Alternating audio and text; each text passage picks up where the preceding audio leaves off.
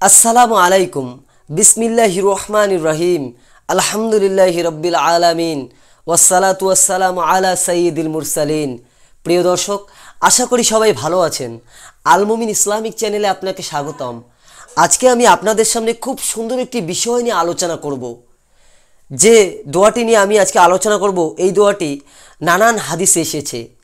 আবু দাউদ, মিশকাত শরীফ, তিরমিজি শরীফ, বুখারী শরীফ, নানা হাদিসে উল্লেখিত হয়েছে। তো এই দোয়াটি খুবই সুন্দর এবং গুরুত্বপূর্ণ। অনেকেরই আছেন মনে নানান রকম আশা আকাঙ্ক্ষা, মনের মকসুদ।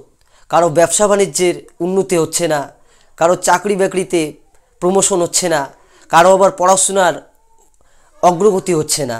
তো নানান কাজে নানানভাবে বাধা হয়ে দাঁড়াচ্ছে। যদি এরকম হয়ে থাকে তাহলে এই আমলটি আপনি করতে পারেন।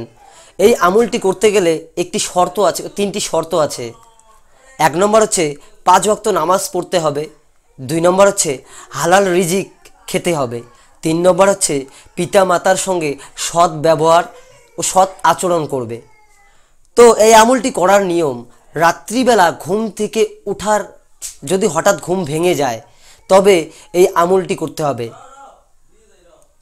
ঘুম থেকে উঠে আপনি বসে করতে পারেন, শুয়ে থেকেই করতে পারেন, এবং যদি আপনি 2 রাকাত নামাজ পড়ে এই আমলটি করেন তবু হবে।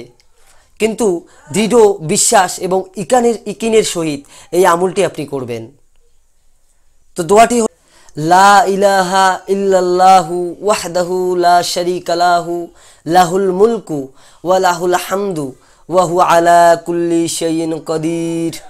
আলহামদুলিল্লাহ ওয়া সুবহানাল্লাহ ওয়া লা ইলাহা ইল্লাল্লাহু ওয়াল্লাহু আকবার ওয়া লা হাওলা ওয়া লা কুওয়াতা ইল্লা বিল্লাহ।